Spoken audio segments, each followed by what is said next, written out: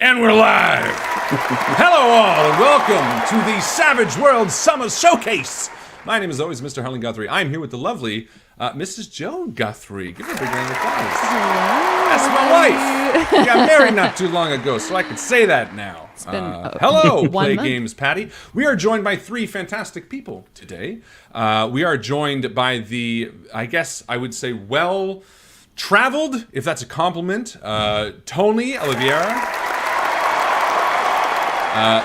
The fantastically experienced Mr. James Smith. The crowd loves you, James. And we are joined by Alb, the mysterious Swag Adventurers Guild creator. That's where we're at. Who are these three wonderful people, you might be asking? What is this show about? Well, Joe, tell them what this show is about. I am happy to. First of all, welcome to the inaugural episode of the Savage Worlds Summer Showcase. This series essentially is meant to highlight some of the luminaries in the community that are going to be contributing to Pinnacle's cadre of Good word. Collaborators, Cadre. I suppose. I was going for alliteration. That's a $10 there. word. Thank I like you. it. Yeah. I will put that in the bank. Yeah. Yes, we're really excited to have these wonderful guests here. Why don't we throw it to our guests to introduce themselves and maybe just give a little introduction? Yeah, good idea. Tony, why don't you take it away? Who are you? What do you do? Why do we like you? My name's Tony O. I work for 23rd Century Productions. We make Battlelords of the 23rd Century. I'm one of the four people at the company who make the game. And it's been around for more than 30 years now, but we are bringing it to Savage Worlds this year in our Kickstarter. Very exciting stuff. Kickstarter of which has a week left on it and, I believe, is already fully funded. Correct? Which doesn't just speak to the quality of sort of the lineage of this game, but also how well and how excited people are for bringing it to the Savage Worlds frontier. That's what we were going to say, right? The Savage Worlds frontier. That's kind of like... It's perfect. It's in theme and it sounds badass. But yeah, so again, you know, if you haven't already backed it on Kickstarter, which, why, you can check it out. The link is probably going to be on the screen in a second. I don't know. But look at that. There we go. How good is that? I didn't even do anything. You can check that out right now, or you can just search it on Kickstarter. Back it. It is absolutely... I want to say breathtaking, but maybe that's too grandiose. I would love to hear Tony explain a little bit more about the setting. I know that it's kind of post-apocalyptic vibes. We have like corporate mercenaries. There's like techno monstrosities. Yeah, give us a brief, and then because so that everyone kind of knows what we're doing. But let's find out where we're at there. Sure. Battlelords of the 23rd Century takes place in the 23rd century. Most characters play the role of expendable corporate mercenaries who are over-equipped and under-trained, fighting in a galaxy at war against the techno-organic hordes of the arachnids and the Atlantean nanoswarms. You know, that old chestnut. Sounds awesome, actually. I could go for that. That feels very summery to me for some reason. Yeah, very the like arachnid techno hordes. No, it feels like blockbuster movie fodder. You know what I mean? Like a Starship Troopers. Yeah, that's awesome. Cool. Which we all love Starship Troopers. Let's be honest. It definitely has a Starship Troopers vibe. Amazing. Definitely the first PG-13 movie I ever watched. Really? That's awesome. Wait a minute. Starship Troopers is not PG-13. It's hard R. Are you sure? I'm 90% sure. Because there's a lot of nonsense in that movie. But that's fantastic. Yeah, I mean, if you haven't, at the very least, thrown your money at this thing, make sure you check it out. There is some amazing stuff on the Kickstarter page. That art that we've just shown is just a snippet of some of the art that you have going on in the entire setting, in the entire book. The races alone But before we delve too Yeah. deeply into this one specific product, let's continue to introduce the rest of our panel. Yeah. Moving right along, Alb, hello. Hi, I'm Welcome. Alb. I'm the author of Big Apple Sewer Samurai, which is an homage to all the good 80s cartoons, like Teenage Mutant Ninja Turtles, even going into the 80s with the Gargoyles and the like. And I have too many ideas, too few time to put them into books, so I'm trying to do as much as I can, and I'm also freelancing for other companies, so I'm like a guy that I'm available if you need anyone writing. You're so, a jack of all trades. Yeah, I'm a You're writer and a forever GM and everything. You're Nice. Kurt Russell in the 80s. You're a Big Trouble in Little China Kurt Russell. Jack something her name, whatever his name is. And I will put a testimonial out there for him. He actually helped write Battlelords for Savage Worlds. Hey, there you go. So there you go. There's the connection already. High praise. Yep. So you've already gotten work in this interview, Alb. You've already made connections with one other person. James, are you looking for anybody? Because I think we have someone that would be really perfect for any. I mean, we may have to talk later. Well, and on that note, James, tell us about yourself, what you do in your company. I'm James Smith. I am the head game master of Knights of the Smith Dinner Table. We've got one other game master who runs with us. His name is Michael Lawson, and he's actually right in the chat there under Random Nerddom. We have... Thank you. We have two shows running right now. The first one, and the one that's been running the longest, is our Legend of the Ramble House Saints, which we started shortly after the Kickstarter for Savage Pathfinder got rolling. And we typically we record that every Tuesday night and try and have episodes out every week. The other show is Tales from the Deadlands, in which we are playing the old The Flood plot point campaign. And that really has been a lot of fun. Couple of crossovers between the cast, but for the most part, we've got really good casts playing on both of those games. Wow, that's fantastic. Very cool. How long have you been going for both of those games? We just started Tales from the Deadlands back in March. I think it was March 17th was the day that the podcast released. And we've been doing Legend of the Ramble House Saints, I want to say year and a half, closing on 2 years. Wow. Getting up there in terms of actual plays. It's getting to that point where you need to start, remembering the bullshit you say, That's At the beginning of worst. any game or AP, you can kind of throw anything out there. Oh, I know what that berry tastes like. Yeah, my Yeah, character's totally been to that place, for sure. and now 2 years on, you're like, oh, wait a minute. What did I say like 50 The beauty of episodes ago? recording these episodes is I can go back. Do you, though? Do you? I actually do, because I have a terrible memory.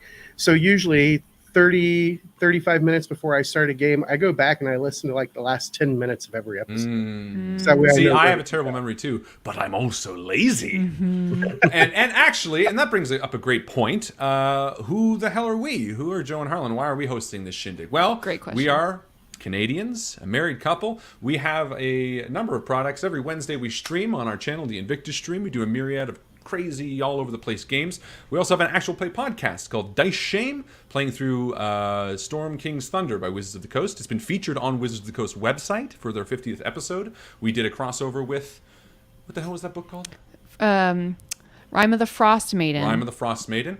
I also have an actual audio drama on the Rusty Quill Network, which is a horror audio drama sort of built around the Cthulhu mythos. If you like horror audio dramas, check that out, malevolent.ca. If you like actual play podcasts, check out diceshamepodcast.com, probably. That's I don't know, right. it's one of those. And we You also really love... don't have a good memory if you don't remember your own website. We Right? got a lot of shit going on. We Let me just do, say we that. do. We like keeping our fingers in many different pies, We or stream- tentacles, if that floats your Cthulhu boat. Sigil Entertainment as well. And We now, also- of course, the lovely people at Pinnacle. That's So, right. Very yeah. happy to the be here. lovely people. I mean, physically. Them all. Yeah, all of them. They're quite beautiful. So, going back to the top, Tony, Battlelords. We now know a little bit about what it is. We know a little bit about where we can find it. What is exciting to the average player about Battlelords? What is the elevator pitch? You're coming over for a game night. You have a stack of the Battlelord books, specifically maybe this one. What is besides the concept, which is already grabbing most of us, what's sort of the thing that sets it apart from everything else? I describe it as over-the-top military sci-fi. I tell people we're bringing futuristic armored infantry combat to Savage Worlds. And I think that's part of the appeal of it. In addition to the setting and all the bad guys and the 14 different species you can play, the armor system is completely customizable. So you can build your armored suit however you want. And we have more than a dozen different weapon systems, and each weapon system tries to find a unique way around your armor. So you can afford some of the defenses, but you can't afford them all. So it's a bit like a chess game, trying to find the weakness in the other guy's armor, and it encourages people to play with the toys. We have lots of toys. We like That's the toys. awesome. If I may add something, one of the best way I described it, because I tried to sell it over at a French group, and it was like you have a mini mecha. A mini mech around you. It's not like a full size mech, but a body It's like Edge size. of Tomorrow mech. type It's thing. just as unique and customizable as a real mech. So your armor is actually as important as your character to how you play the game. That's fantastic. So you mentioned, Tony, that it's like obviously customizable. So is there like a point system? You know, I'm sure it's complicated, but what's sort of the brief justification for, you know, swapping out a shoulder pauldron or something like that? We've got a list of armor. Once you choose your suit, we've got a couple different levels of armor, depending on your budget. And once you choose your suit, you can trick it out with armor options. And really the only constraints are how much money you have and the space in the armor. There's a defense for everything, but you can't afford them all and you can't fit them all in your armor. So you have to make some decisions. But if you want to be in an Iron Man suit, like flying around, you can do that. If you want to be in a more of a walking tank, you can do that as well. Everything's highly customizable. And the system is modular enough that if you want to port it to another Savage Worlds game, you can do that as well. So you could That's throw awesome. a mech suit on my Deadlands character if you wanted to get real funky. And If my one of the- Wild West character is walking through the desert one day and a pod drops on him that allows him to customize armor, that could theoretically work if some idiot was interested enough to try it. Well, considering there's like time travel in Deadlands, it's not like it's impossible. I mean, listen, all the best things, and I've spoken to Shane about this personally, all the best things have time travel. Army of Darkness, case in point. And I rest my case. That's it. That's all I need to do. That's fantastic. I mean, you know, I love the idea. I think there's something really tangible about playing something and being able to customize in that way. You know, how many times we played games, regardless of the system, that we've sort of made home bases, as it were. You know, what better home base than one that surrounds every part of your body? You know, what better way to have a story than to say, well, that ding is where I got shot and almost died. I think that's a really clever way. Well, in Battlelords, you can actually get shot, died, and come back later. Yeah. We tell people it's have not the technology. It's not We if can you build die. that. It's when you die, how often, and if you have the cash to come back. And there's Right. rules to check how many bits you are when you die. So how hard it will be to resuscitate you. Fair enough. Awesome. So I Speaking got like 5 pieces. Speaking of how much money you have, are there any stretch goals that have been unlocked as part of the Kickstarter that you're really excited are coming to fruition? Or I would love to hear some of the cool rewards that your pledgers have backed. Sure. We're excited because we've actually written 3 books. They're ready to go. They're pretty much done for what we call Savage Battlelords, and they've all been unlocked in the Kickstarter. The first two stretch goals, which were book 2 and 3, have been unlocked. So in addition to the core rules, you also have the Carnage Companion, which is like a player's handbook, and you have the Alliance Setting Guide, both of which are now available. And we're closing in on our 3rd stretch goal, which is the poster-sized asteroid-based battle map. Wow. So exciting. Do we have some images of that stuff that we can put up on the screen just so that I people mean, the can audience ogle wants to at see it. them? Listen to them. They're going wild out there through the power of the internet and all that. And jazz. these are hardcover, like physical books, right? Correct. No, like digital PDF situation here. Oh, There we go. beautiful. Yeah. Look at that. And all the hardcovers come with a PDF in case you want one. Of course. Mm-hmm. As all good things should. Because And sometimes you're eating chicken wings and you still want to read. That's the most common. right? That's an individual problem, I think. No, that's a pretty common problem. I've been there. So, Alb, you've been weighing in a lot on this, but you got your own stuff going on as well. Yep. I know Hereby Dragons is sort of nearly ready, but Yep. from what I've heard about it and what I've seen about it, it sounds like something that's really exciting. First, tell us what it is and why people are excited to see it, and tell us a little bit about it. Hereby Dragons is like just a completely stupid idea I had. You're really which was selling it. Making a podcast about a big game hunter in the fantasy world. Fantasy world. Sorry. Mm-hmm. So it's basically like you read a transcript of a podcast made by a guy who is talking about how to kill dragons. And when he says use that item, or be sure to have like this magic item, or be wary of that kind of monsters, you have in between the texts, the blurbs of that magic item costs so and so and does that thing, and this is the stats of that monster. So it's sort of like a bestiary, magic item compendium, and additional ideas completed with a fun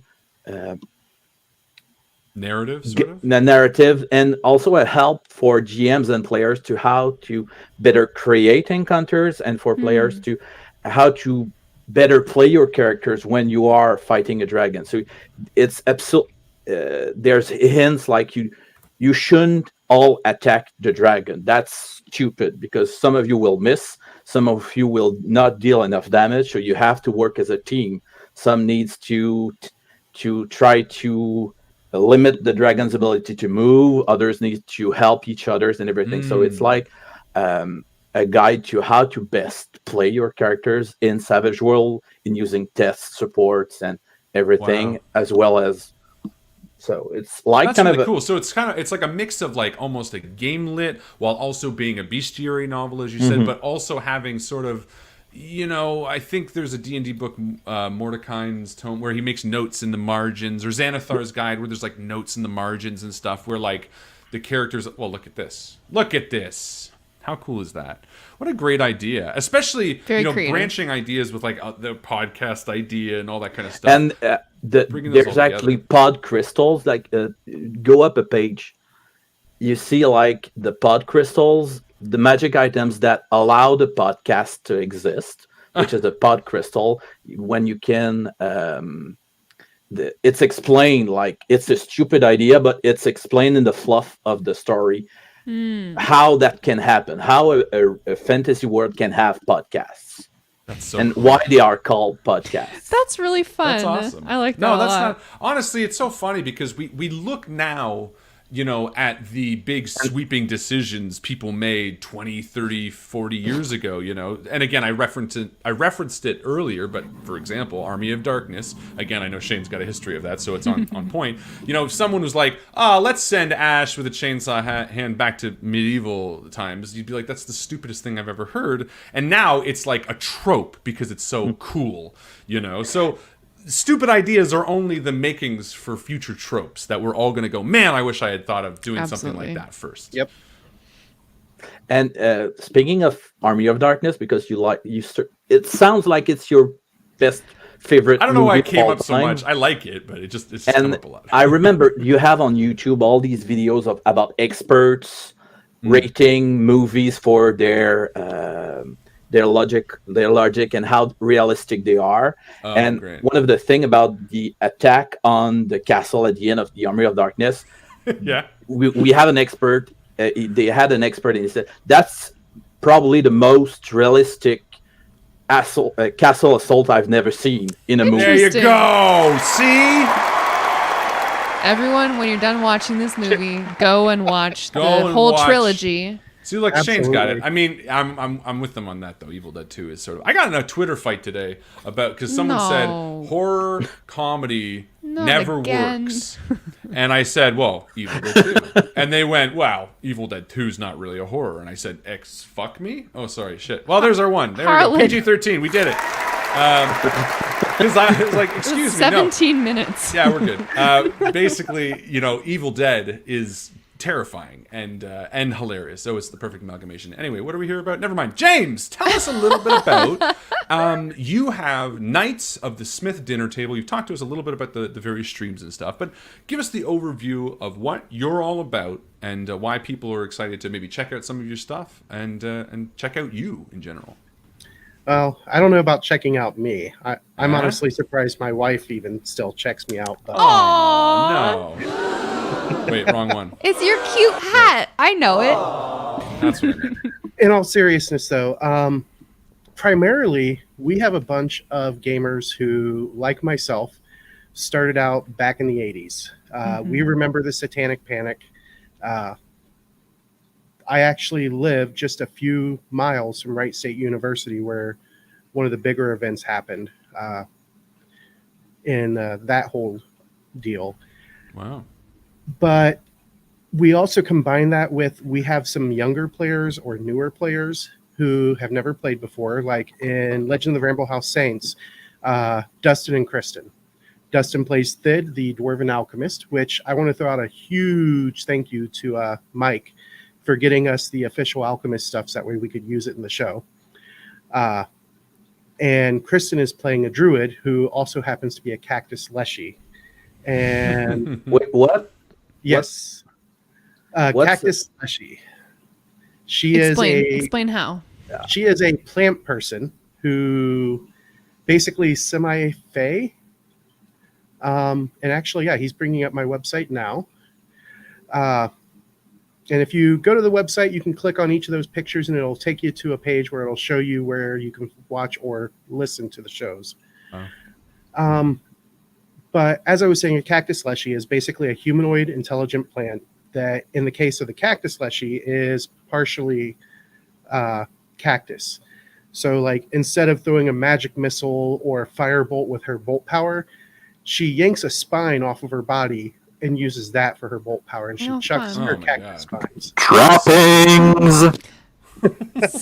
So you've mentioned that these are your younger players. Are they like Newer. Those two are newer. They're in their late 20s, okay? I mean, So, youngish. still younger. Yeah, young compared to me. that's And fair. me. All of us probably. All of us probably. I can't speak for Alb, but Yeah, he's much younger than me. Okay, there you go. I'm old. Oh. Good. We're all old together. As old as James, but That's fantastic. So obviously they I should say give a breath of fresh air to what you're doing, and I guess does that change the perspective of maybe not just how you play, but also maybe what's important to showcase in a game? So, not so much with Legends as with Tales from the Deadlands. We have a player who that is literally her first game. Oh, cool. Pam. And she's a friend of mine. I've known her for a while. I talked her into playing. Yeah, Jody, Cactus. I think it's But, really nice for a cast to have at least one New player. sort of Thank you. audience analog Yeah. on, so that if people aren't super familiar with even the concept of RPGs, but especially the specific rule system that you're going to be using, Yep. it's nice to have someone that you can kind of walk through once or maybe hundreds of times the basics. Yeah. Depending on, Yeah, their and particular attention levels. It's great because having a new player also forces me to constantly make sure that I'm getting the rules right. Because believe me, when you're running a show, if you get the rules wrong, somebody's going to tell you. And That's not very noble always of in the you. nice way. That's So, very true. Yeah, that's very true. well, But, it's it definitely helps having the newer players in. So I remember the rules, I get them right, and I'm teaching them right. And by helping my players, I'm also helping other people who may not know like an obscure rule that's out there. Sure. And my players, especially Mike, are really good at finding those obscure situations to really mess with my day, and I gotta go, oh, time out. Let's look this up. How often do you, and I'll just open this up to everyone who's a GM for the Savage Worlds, how often do you find that you end up going back to the source material just to brush up on the rules? Like before every game, once in a blue moon, never? Considering I write rule sets for Savage World, it's about daily, but I'm not a good example, I think, because That's every valid. time I have like a new edge or a new idea, I go back and check the source material to make sure I'm not linking something wrong, or I'm not creating a weird super combo that will break the game or anything. But I'm probably the exception because I read the core book from front to finish like once a month. Wow. That's dedication right there. What about you, Tony? I usually look at the rule book only when one of the players goes, "That's not right," and I go, "Oh, okay, let me check." Like, ah, shit. Got yeah, you're right. me. That's something that I find important. You always need a rule lawyer, a white hat rule lawyer on your team. The kind I of think- guy that will point out you're making a mistake and where you can find the right information, but who won't bother you with it. Like you have the black hat and the white hat rule lawyers, and the white hat It's an rule important lawyers distinction. are very, because the white hat rule lawyer won't care if you're making a judgment call. Like in this time, that won't work that way because, and that's okay. I have no problem. But if you want to know, and I'm a white hat rule lawyer because I know the book like by heart, but and I love to read new RPGs, but that's you So- need one of those guys in your team. Each of you, I assume, DMs and plays in various ways, and which do you prefer? Great question. Tony, Alb, James, DMing or playing? Usually DMing. DMing, Tony? Alb, what about you? I like both, and Yeah. it's a different experience. I like to play new systems. So I really love when, as a player, I get to experience new systems, new world, new settings. But when I'm a GM, I go back to my favorites, which are Savage Worlds for sure, but also Star Wars D6 or the West End Game Oh, One, there's or I actually have a guilty pleasure, which is the new Star Trek Adventures, but mostly Savage Worlds. Is the Star Trek Adventures bad? I don't know enough about it to know why I would be guilty. It's a good system. It's the 2D20 system, yeah. which is Oh, I'm only it's familiar with the really Fantasy Flight games. solid. yeah. It just works.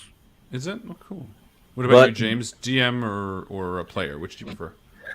Most of the time I prefer to GM just because I'm pretty OCD and my whole day job is all about taking chaos and turning it into order.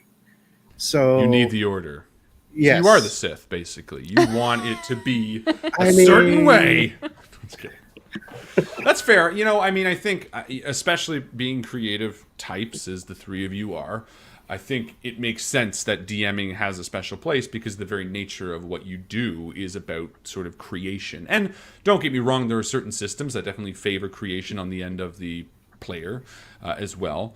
But I think, at least in the very traditional sense of RPGs, a lot of the work is done on the Game Master, which is kind of one of the things I love so much about it. Tony, so we know Battlelords, the Kickstarter is going well. We're looking at it right now. But 23rd Century Productions, as it were, you know, you have other things, obviously, that you've been cooking and that you're working on. Is there anything that you maybe are cooking around or that you want to tantalize or just something that you're excited to talk about? secrets. Do you have any secrets? Yeah, spill your secrets. Well, we're basically making Battlelords for two systems now. It's classic Battlelords, which is in its 7th edition. And if you like crunchy games, you've got that one. And then we're kickstarting Savage Battlelords. If you prefer more fast, fun, and furious, we go for that one. We are releasing products for both of them constantly. We've got 2 new books going out the door for Classic Battlelords, and our next book is going to be, okay, this will take a little bit of explanation. There's a mad nihilist in the Battlelords universe named Uncle Ernie. Hold on, this sounds like it's a thing. This is I want like to a hear thing. all about it. Let me give you the proper setup. Okay. And Uncle Ernie designs bioengineered monstrosities that he releases out into the universe for fun and profit. He'll sell them to the highest bidder, or sometimes he'll just release them for a gas. And on every crate containing one of his monstrosities, he has somebody spray paint "Uncle Ernie loves you, baby," which is a lie. He doesn't. And we are getting ready to release Uncle Ernie's Minions Guide with all the monsters he's made. And that one is probably going to be for both Classic and Savage Battlelords. Wow. That takes explanation, and yet at the same time, given the group that we're talking to, kind of is immediately understood, you know, like the idea of what we're going with. Obviously, we're all the kind of people who enjoy those sort of outside the box thinkings, and you know, I think there's something really wonderful about like player companions or things that go along something that we love that add more to the universe in sort of a parallel way, you know, in a way that only enhances and builds out more. And I think, especially when you're playing in a world that you really love, you know, as Alb was talking about with his, and Tony, what you're talking about now, you know, there's something fun about creating a character and getting their own voice into something that's already existed, so that the players sort of have that to compare and contrast against their own play style. I'm getting a very like Jean-Baptiste Emmanuel Zorg vibe from Uncle Ernie, which I love. That's what I want. More Uncle Ernie, please. Yes, please. That's great. That's fantastic. So, but it's all more or less in sort of, you're really fleshing out this, you know, this world more or less, because this is sort of your, you know, bread and butter, for lack of a better word. Is there anything that you've, you know, had on the back burner for a long time that you're hoping to pull out? Some little offshoot, some passion project. Passion project. Great way to put it. We basically spend all our time doing Battlelords, and more Battlelords. You're already doing your passion project. That's basically. right. Yeah, we'll probably develop a miniature game if there's demand for that. But we've got 30 plus years of Battlelords history, and at this point, it's just getting it all into the books for the current fan base, so they can read all about it. Do you have any like novels about the setting, or is it just contained within the gameplay manuals, basically? It's mostly contained within the manuals. There are fiction pieces in the manual. One of my favorite things about the book is we had alien languages developed for the game. Oh, cool! So they're actually alien fonts in the game, and if you decode them, they tell you secret stuff about the backstory of what's going on behind the scenes. And they're all throughout the book. They're in the artwork. If you see something scrawled on the wall in a piece of art that's in, you know, alien language, it's probably going to tell you something about the setting if you can figure out how to decode it. Reminds me of Commander Keen, the galactic standard alphabet in the background. You have to translate yourself. That's Get your cool. red yarn out, folks, if you have a Page bunch 3 of books. has something in the background. Exactly. I've translated it. It's a website. Not that deep, though.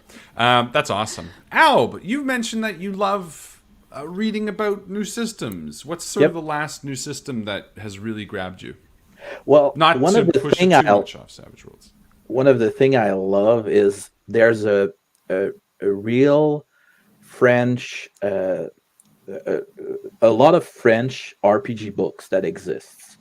And one of the latest one I really enjoyed is called Venzia, and it's a reversed Shadowrun in a gaslight punk universe.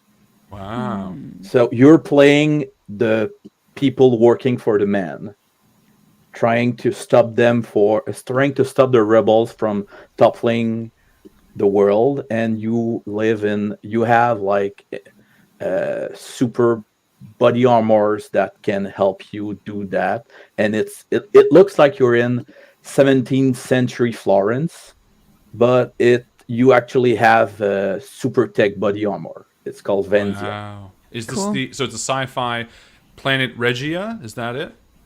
Venzia. Venzia. No, I'm reading a synopsis. I don't know if this is it. It says Venzia is a French science fantasy RPG. Yes, I don't that's know if this is actually what it. I've got it. Is it a D6 system? Yes, it's a D6 system. Cool. Nice. I mean, there's just so much out there, Mm-hmm. At times, I really enjoy when we're talking with people like this, also getting a pulse on kind of what cool shit. Unfortunately, I don't speak French fluently enough to play it, but I like the idea that if I ever wanted to learn, I could check it out. You could also just enlist a friendly francophone to run a game for you. Friendly francophone, that's an oxymoron. Oh, Kidding. come now. Just kidding. You're going to get us We're in Canadian, trouble. so we can say that. That's right. That's awesome, though. That sounds really fun. Do you have a good core group that you get to play with, or do you do it Yes, all? we have. I have two core groups. One Friday nights, one Sunday nights. So it's kind of fun. I play with my brother a lot. We have probably my brother is my best friend, so that helps. Oh, that's amazing.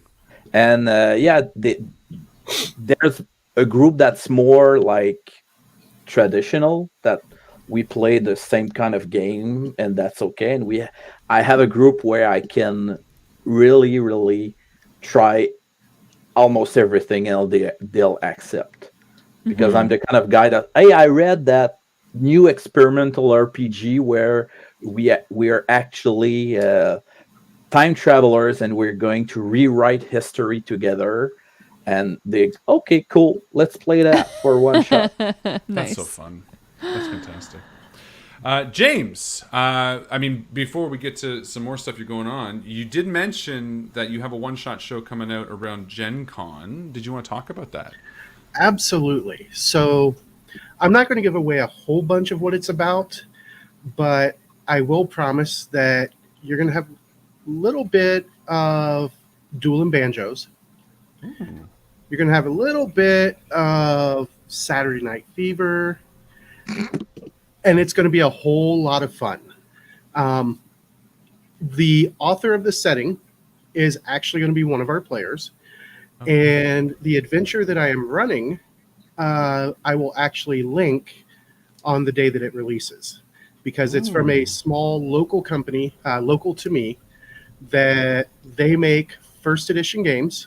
AD&D first edition adventures, and they gave me permission to use it for this show. So I'm taking two completely different settings and mashing them together, and I think it's going to be pretty amazing what comes out of it. Very cool. Do you have a title for the show yet? Can you release that? Okay. Do you want to In keep the it works. vague and then we can just apply it to it? That's what I always do. I'm like, down darker paths, because it just applies generally Just to to anything. everything. Mhm. No, I'm just kidding. I mean, like anything I can think of right off the top of my head, just plain gives it away. Okay. But it's Well, going to we won't be press you. it's going to be a 4-hour long episode. We haven't done one of those in a few years, because we're going to play it from start to finish, and it's going to be a lot of fun. And I really hope that everybody enjoys watching it once we put it out. Absolutely. I'm sure they will. What's the easiest or preferred way that they're going to be able to find it for you? It will be posted on YouTube, and then I will also strip the audio, because one of the things I've started doing, especially like with Legend of the Ramble House Saints, since we release it as both a video and a podcast. Thanks, Grey Wolf. But I'll strip the audio out of the video, and then I'll throw it up on our podcast stream as well. Wow, nice. And they could subscribe to your podcast just by searching. I saw a Spotify link there in your website. But is it just earlier. like Knights of Smith Dinner Table? Knights of the Smith Dinner Table, yeah. And that's the podcast RSS or whatever, how they would find it. Yeah, that's the quickest way to find us. Fantastic. Awesome. How many of you do you all subscribe to podcasts? How often do the three of you consume as much as you create? Every day. Every day, eh? Wow. Busy I'm not ear a big holes. fan of podcasts in general. Yeah. They're maybe because I'm just flooded with so many stuff, I don't know where to start. It's I tough. usually go with actually non-gaming informational podcasts. Same. There's Yeah. an incredible podcast in French, which is a balado. if you want to know the French word for podcast, Ah. who is the worst moments in history, which is Oh, no. absolutely funny. The funniest thing I ever heard. That's good. So that's the kind of podcast I listen to. Not Hey, but you know what? I mean, we get inspiration from everywhere. You know what I Yep. mean? Like I just listening to RPG podcasts, as much as it's entertaining, sometimes could be the most limiting because all you're doing is sort of, maybe taking notes from other things. And that's not to say there's anything wrong, because oftentimes you listen and you go, oh, I could do that better too. You know what I mean? You can be like, oh, I like what they did there, but I would have yanged when they yinged. yeah, Like but one Shane of was the just things like- I've tried, and I'm always saying, oh, I wish I would have done that before, or I'm kind of hurting myself by listening to podcasts because I'm thinking Comparison about is the thief of joy. There you go. Yes. That's another $10 wood Thank for you. you. Putting That's it your in the limit for bank. tonight. James, you said you're always listening. What are you consuming? So I started with the Glass Cannon podcast. It's a good one. I mean, it's a great podcast. I would love to meet the guys in person, but we're not always in the same spots. However, my current guilty pleasure is the Dimension Door podcast. Hey! No shit. Yep. James came to our wedding. Oh, that's so funny. Yeah, the GM for Dimension Door, James Schwartz, was at our wedding. He's a great friend of ours. very, very good friend. What are the odds? That's That's so funny. wonderful. He actually plays the goat on our podcast. James, as a favor to us, he does all the goat voices. That's so weird. That is I gotta awesome. share this with James. Yeah, he's going to be pleased as punch. They do a wonderful show. Yeah, it's fantastic. They do. I really enjoy it. And as much as I hate to say it, I think I enjoy their show more than I enjoyed the Glass Cannon. Oh wow, that's a That's high huge praise. compliment. Oh, Yes. I gotta tell him. That's going to make James's whole day. That's so funny. Yeah, I mean they're all great people. We've met them. We've Really, really, we've really known them sweet for years people. now. James is often on our Wednesday live stream. Mm-hmm. He plays with us all the time. If you enjoy him, you should check out when he's on our show, and because he's a great role player. He only gets to GM, is what I mean, on Dimension Door. It's great to see him as a player. Absolutely. That's so funny. Small world. Isn't it? What about you, Tony? What do you consume first and foremost? And if you Do you partake? do you partake? Yeah, at any given moment, there's probably a Battlelords actual play going on somewhere. So most of my time is spent watching those. Rook and Rasp did one for Savage Battlelords, and so did Carrie Smith after she finished that incredible Deadlands podcast she did. And we there are a lot of other people making them for Classic Battlelords. So at any moment, I'm usually watching a Battlelords podcast, and if I'm That's awesome. not doing, or actual play rather, and if I'm not doing that, typically I'm listening to science podcasts. As over the top fun as Battlelords is, most of it is grounded in hard science. What are your favorites?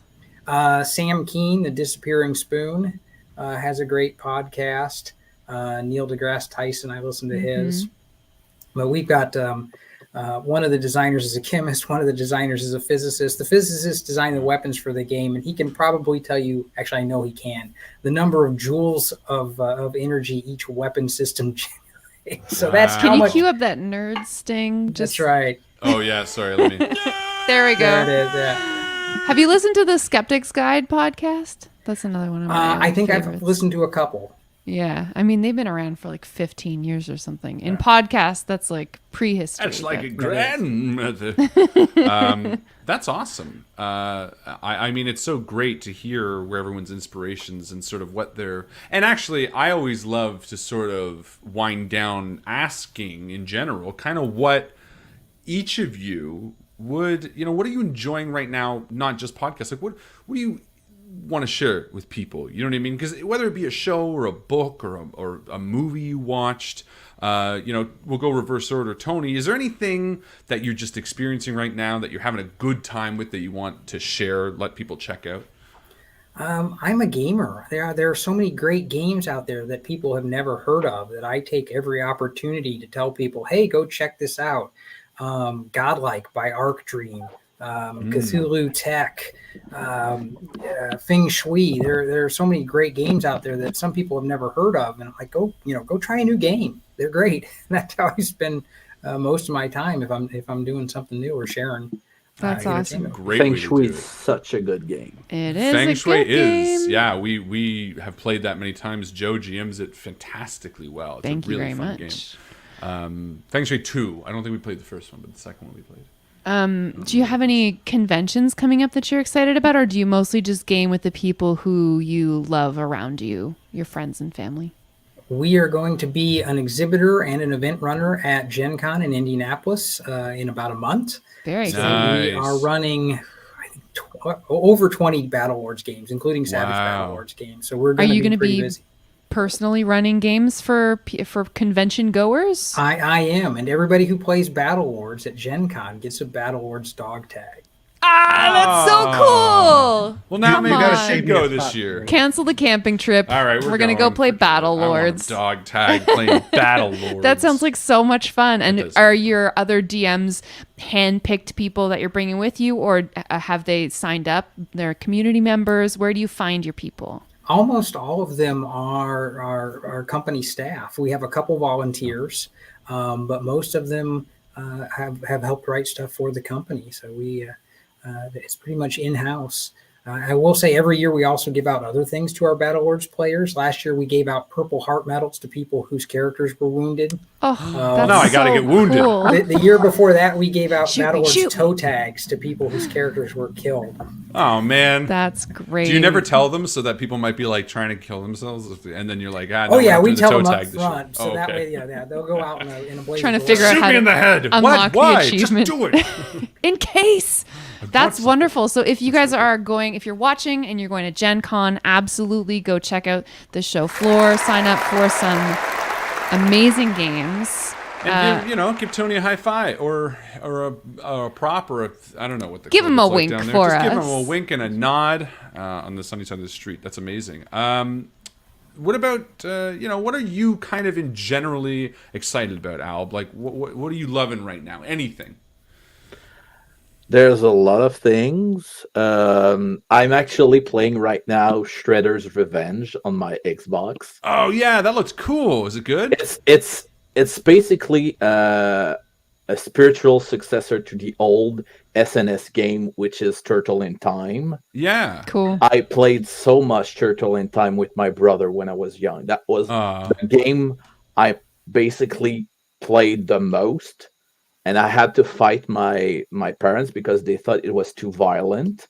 And I was, no, it's not too violent. The robots explode. They're not real guys. And it's basically the same game with a different storyline because That's the so moves cool. are the same. And I actually realized that one of my main inspiration for Big Apple Sewer Samurai was Turtle in Time because there's so many tropes in that game I used in my book. Because I played so much. So are you great. getting to play this with your brother? Because I don't know if it's I co-op or played what. with my brother yesterday. How cool is that? I mean, Your brother it's funny sounds because awesome. I'm kind of a cynic at times, and I have a real wishy-washy attitude when it comes to like the amount of reboots and Ghostbusters It's 7 not- and all. But I was gonna say, but this is such a huge win for the good parts of this kind of stuff. When someone's like, here's kind of a not obscure game, but one that no one would really expect to come out. And they do it fantastically well. And then you get to relive that moment that you did with your brother. I'm so in love with that idea that it totally makes that cynical little side of me go, shut up. You're Harlan, you're being such a My idiot." It's main main problem with the game was there's a boss, which is basically a prehistoric turtle. And Yeah. in the old Turtle in Time game, my brother and I had a perfect strategy where we could kill that turtle boss without getting a single hit and without having to move at all. Because there was a way you could place your characters and kill it. And one of my main problem with the new game is that strategy doesn't work anymore. I They knew patched it. it out. They got too smart with it now. So you guys So- just have to figure out a new Now you have to strategy. do tap. Now you have to use skill. Now you have to spend more time together. Ugh. And actually, I'm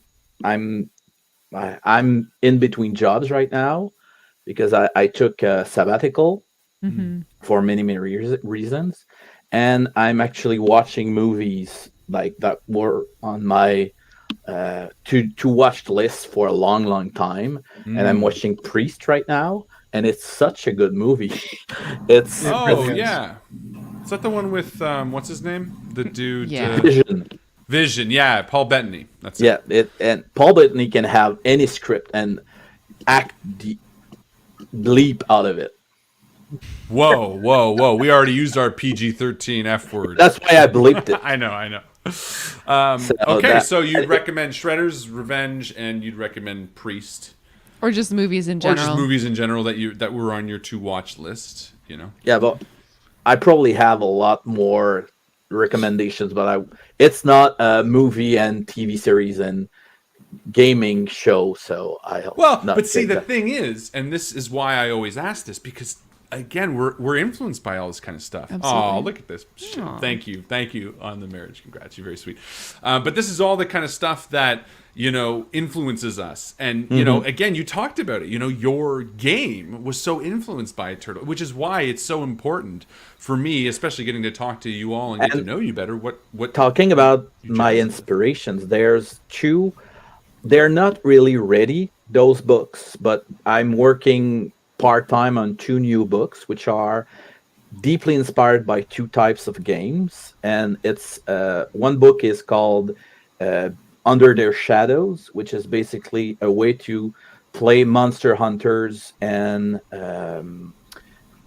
Shadows of the Colossus type of games in Savage yeah. World. Because Wow. Savage World has difficulties making boss fights engaging. Like it's often miss kill, and I'm At least trying in the to- way of, like, I know what you mean, like in the way of a Shadow of the Colossus, where Yeah. it's like kind of meant to be attacked almost like segmented, like where you're like going for the arm, you're going for the other arm, you're going for the leg, like It's deconstructing basically it the in a different way. game, which is a Yeah. mix of combat segments, That's cool. dramatic task segments, and everything for each of the numerous bosses. So that's Under Their Shadows, and the other one is actually the first setting I ever wrote for Savage Worlds at the start, like 10 years ago. And it was just for fun, just as a proof of concept. And it's called Dream Shards. And it's post-apocalyptic twists to Pokemon and monster catching games. So basically, I'm starting to understand you all the more when you're talking about like watching movies like Priest and like piecing all these wild ideas together, because Priest is like an amalgamation of these games and movies where you're taking ideas and making something new and better and kind of unique is bold, and that's really exciting, and I think that's awesome. James, what about you? What are the big things that you want to spread out there? What are you enjoying right now in general that you just wish more people would check out? So first of all, I need to say, Tony, you need to save me 3 spots at one of those tables. Yeah. Yes, this is what we do here. We're bringing people We together. get 2 of the This- dog this- tags though. Yes, please. You can't tell anybody this, but what we do for all of our Gen Con games is we always design them so that we have room for extra players, even if we're full. But don't let everybody know, because they'll just show It's up. just between us. That's right. That's right. But no, really, I'm working on some other projects as well, and these I can talk about. The big one, I have a very strong Celtic background, and I'm actually working on my own setting for Savage Worlds. It's going to be a little while before it comes out, but it's called Caneric, and I did not pronounce that correctly, because if you've ever tried to speak Irish, unless you're from Ireland, it is impossible without sounding like you're hocking up a loogie. Yeah, it's true. But basically, it is a medieval post-apocalyptic horror game set with all of the Celtic and Irish folklore. And if you've ever looked deep into the Celtic folklore, the monsters that the Irish and the Scots have are downright terrifying. Mm-hmm. Yeah, And she is just the tip of the iceberg. oh yes, oh yes. scary.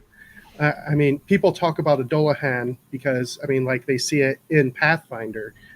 And here I am looking farther and deeper down into like the,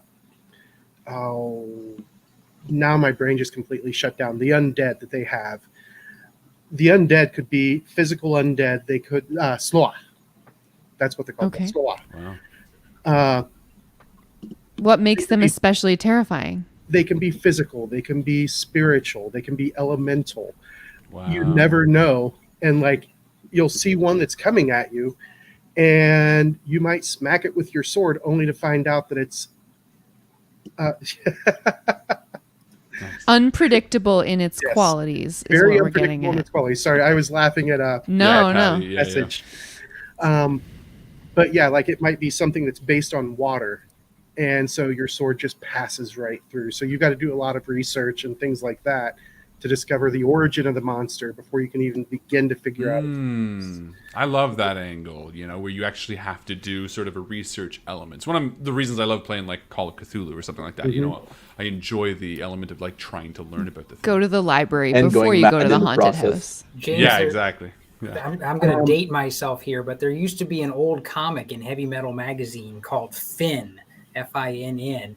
I don't know if you've ever read it, but he was basically an occult investigator, and that was his job. He'd go around Ireland finding all these things, but he'd have to figure out what their weaknesses were and what they were before he could defeat them. That sounds cool.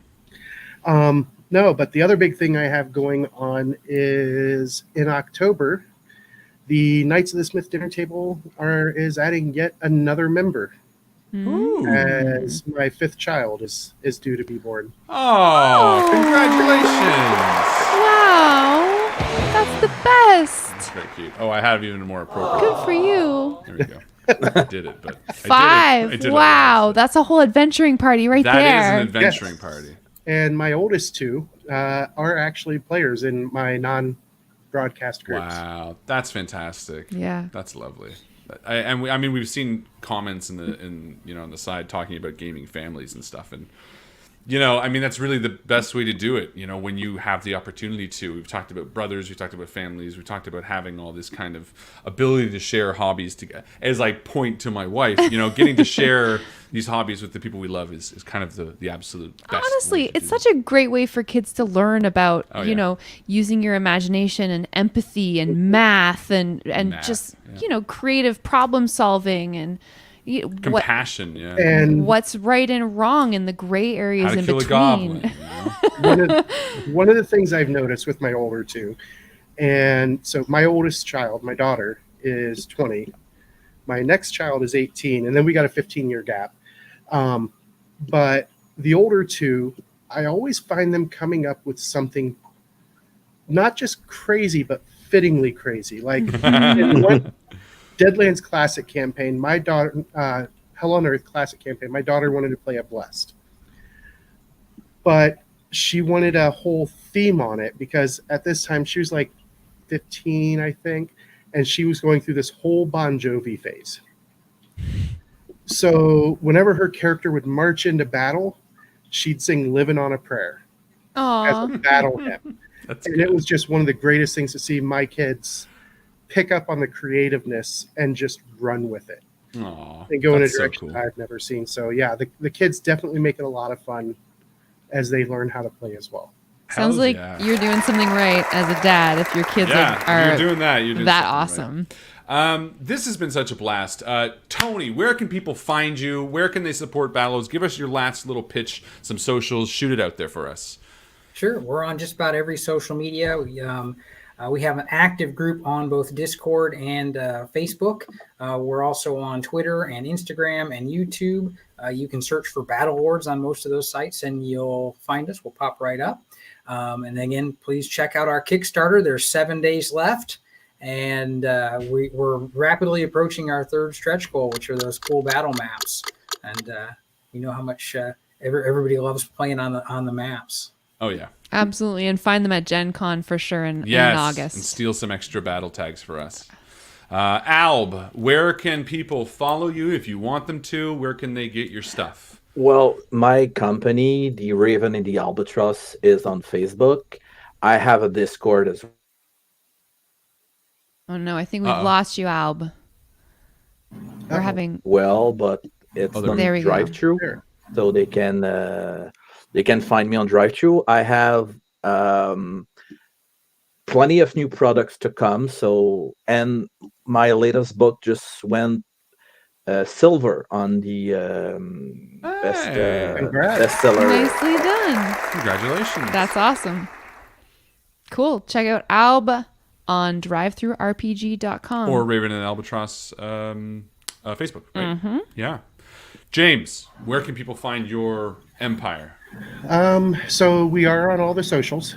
Facebook, here goes my brain again. Twitter, we're on TikTok now. And do you also do we dances? no. That's all I want. This old lady does not do those dances. But we're also on our own webpage, knightsofthesmithdinnertable.com, and that's where we post all the links to everything. So you'll be able to find any of our shows on your favorite way to consume our product, and possibly even help out our sponsor, who's another local business that we advertise with. I heard you say you like coffee, so yeah, check out my website and you'll see a great coffee. We absolutely Who do. doesn't like coffee? Who doesn't? And of course, you can check out Joe and I, diceshamepodcast.com, malevolent.ca, as well as the Invictus stream. We stream every Wednesday at 8 o'clock. We have on a myriad of different guests. This week, we had on the GM from Planet Arcana, as well as one of the creators of Parkdale Haunt, which is a horror audio drama, as well as Sam Lee, a TTRPG creator who just made Amnesis, which is a RPG that uses tarot cards. We've also had Tim Woods, who made The Green Knight, as well as a myriad of other players. James Woods from the Dimension, or James Schwartz from the Dimension Door podcast.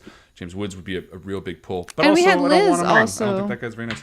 What? We had Liz also, Liz Wilcox. And we had from Liz Dimension Wilcox Door. from the Dimension Door podcast as well. We have a lot of different people all the time. Maybe we'll have some of these wonderful people. Ladies and gentlemen, thank you so much for hanging out with us this evening. Hope you have a wonderful night, and we will see you probably next week on the Savage Worlds Summer Showcase. Take it easy. See you next time. Good night. Goodbye, everybody. Bye-bye. Good night.